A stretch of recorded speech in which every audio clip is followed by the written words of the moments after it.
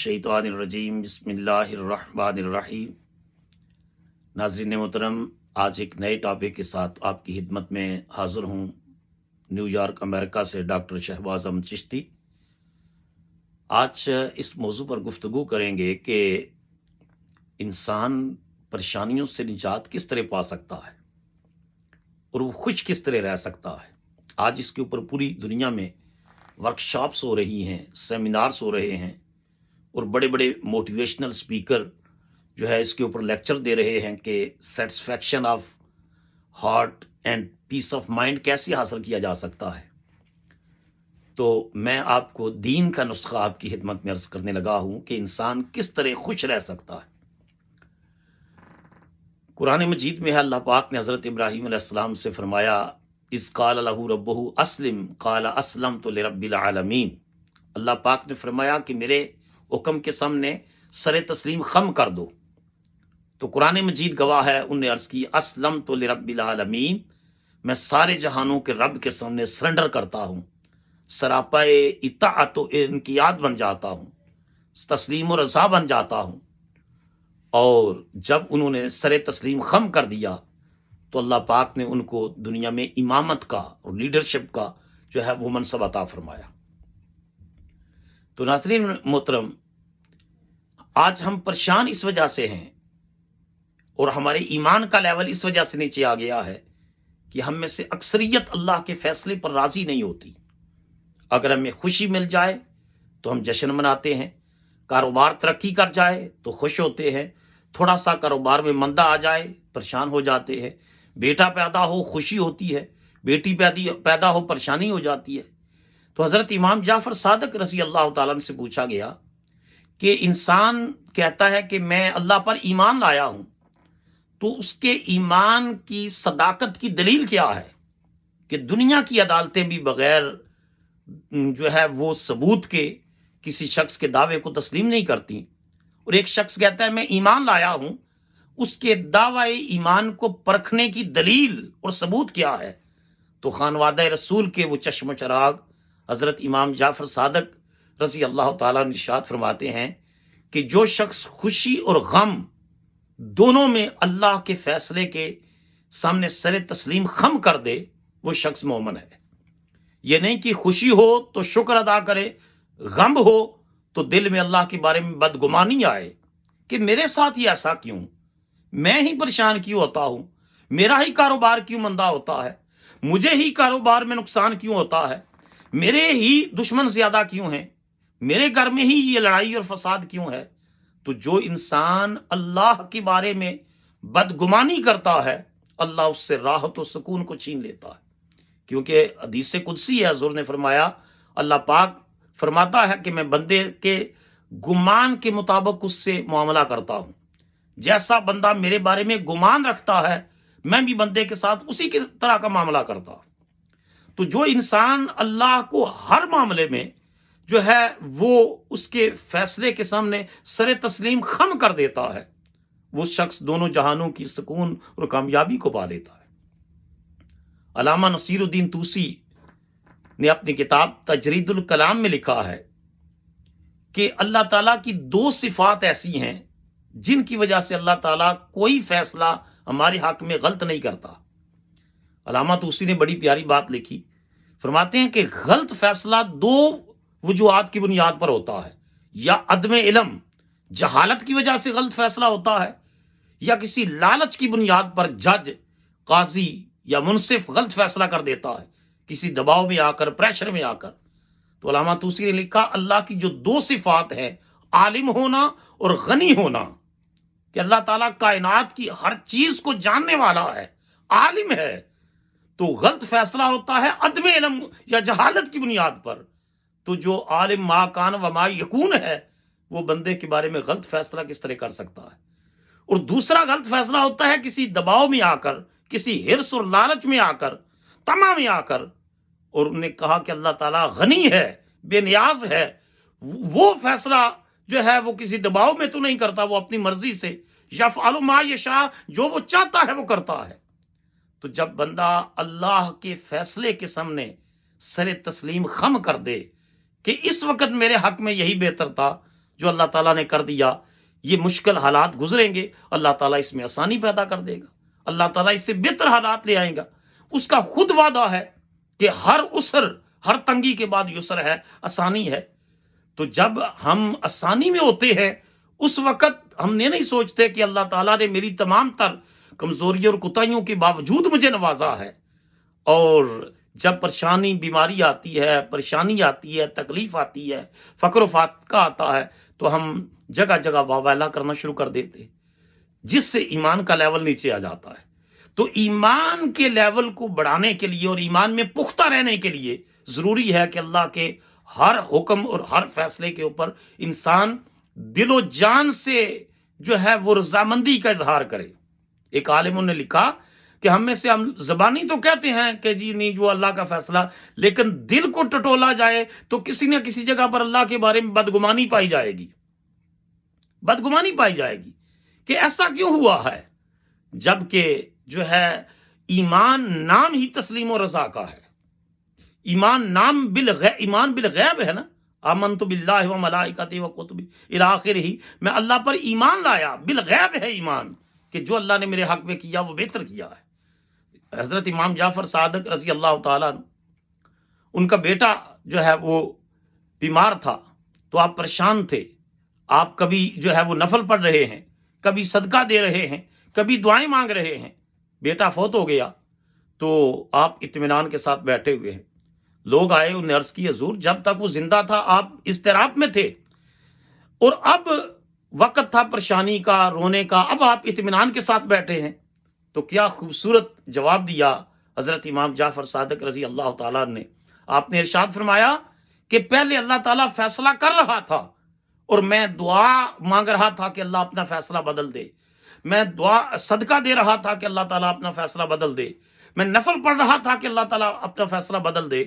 اب اللہ نے فیصلہ کر دیا ہے، اب جو مالک نے کیا ہے وہ حق کیا ہے، وہ سچ کیا ہے۔ مطلب یہ تھا کہ سر تسلیم خم ہے جو مزاج یار میں آئے۔ اب بیٹے کے فوت ہونے کے بعد واہ ویلا کرنا یا رونا یا چیخنا چلانا، یہ تو اس کے فیصلے سے عدم اطمینان اور ناراضگی کا اظہار ہے۔ تو یہ خانوادہ رسول کے سے ہی درس ملتا ہے کہ ایمان کس چیز کا نام ہے۔ اگر انسان کے اندر یہ کیفیت نہ ہو تو پھر بڑے سے بڑا عالم اور مفکر اور فلسفی ہو کر بھی اللہ کی ذات کے بارے میں بدگمانی کا انسان شکار ہو جاتا ہے، جس طرح مغرب کا ایک عظیم فلسفی حکیم نیٹشے اس بدگمانی کا شکار ہوا اللہ تعالیٰ کے بارے میں، اور وجود باری تعالیٰ کا انکار کر دیا۔ اقبال ڈنکے کی چوٹ پر کہتے تھے اگر ہوتا وہ مجذوب فرنگی اس زمانے میں، اگر ہوتا وہ مجذوب فرنگی اس زمانے میں، اقبال اس کو سمجھاتا مقام کبریا کیا ہے۔ اگر میرے سامنے ہوتا تو میں اللہ کی احدیت و سمدیت اور کبریائی کے جلوے اس کو دکھاتا۔ تو اس کی وجہ یہ ہے کہ انسان اللہ کے بارے میں بدگمانی کا اگر شکار ہو جائے تو اس کا علم، اس کی دولت، اس کی صلاحیت، اس کی سکلز، اس کی ایکسپرٹائز کسی فائدے کی نہیں ہے۔ اور اگر جو ہے وہ انسان سادہ سا بھی ہے لیکن اللہ کے ہر فیصلے پر سر تسلیم خم کر دیتا ہے تو مالائے اعلیٰ کے فرشتے بھی اس پر رش کرتے ہیں۔ اقبال فرماتے بیاں میں نقطہ توحید آ تو سکتا ہے، بیاں میں نقطہ توحید آ تو سکتا ہے، تیرے دماغ میں بت خانہ ہو تو کیا کہیے، وہ رمز شوق جو پوشیدہ لا الہ میں ہے، طریق شیخ فقیہانہ ہو تو کیا کہیے، مقام فقر ہے کتنا بلند شاہی سے، مقام فقر ہے کتنا بلند شاہی سے، روش کسی کی گدا یا نہ ہو تو کیا کہیے۔ آپ اندازہ کیجئے کہ شیب ابی طالب میں مسلمانوں کے ساتھ کیا بھی تھی، بالکل سوشل بائیکاٹ کر دیا گیا، لیکن کبھی انہوں نے اللہ کے بارے میں جو ہے شکوے کیے؟ آج ہم میں سے ہر شخص اس کی زبان پر شکایتیں ہیں، شکوے ہیں، پریشانیاں ہیں۔ اس کی وجہ یہ ہے کہ اللہ کے فیصلے پر ہم مطمئن نہیں ہیں۔ ہمیں حکم ہے کہ ہم سٹرگل کریں، جد و جہد کریں، نتیجہ اللہ پر چھوڑ دے۔ اللہ تعالیٰ ہمارے حق میں جو کرتا ہے وہ بہتر کرتا ہے۔ سم ٹائم اللہ تعالیٰ انسان کو، ایک درویش نے بڑی پیاری بات کہی دعا کے سلسلے میں، انہوں نے کہا کہ کبھی جو ہے انسان پھول مانگ رہا ہوتا ہے، پھول، اللہ تعالیٰ اس کو پھول نہیں دیتا، گویا اس کو کہا جاتا ہے کہ انتظار کر، وقت آنے والا ہے، وقت آنے والا ہے، میں تجھے پورا گلشن عطا کرنا چاہتا ہوں. تو ہی ناداں تھا چند کلیوں پہ قناعت کر گیا. تو ہی ناداں تھا چند کلیوں پہ قناعت کر گیا، وگرنہ گلستان میں تو علاج تنگی داماں بھی تھا. تیرے دامن کی تنگی کا علاج بھی اس کے پاس ہے. اب یہ کہنا جی میں نماز پڑھتا ہوں، میں صدقہ دیتا ہوں، میں وظیفے کرتا ہوں، ذکر کرتا ہوں، میری پریشانیاں نہیں جاتی.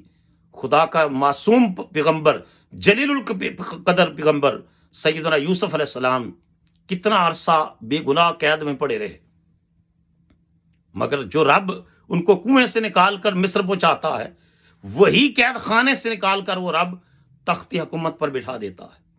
ایوب علیہ السلام جن کا صبر جو ہے وہ مشہور ہے، کتنی پریشانیوں کا شکار ہوئے، کتنی بیماریاں آئیں، پھر اللہ پاک نے ان کو وہ عزت اور مقام عطا کیا. حضرت یونس علیہ السلام مچھلی کے پیٹ میں چلے گئے تو کیا کچھ شکوہ کیا، شکایت کی؟ نہیں، وہاں جا کر یہی کہا لا الہ الا انت سبحانک انی کنت من الظالمین.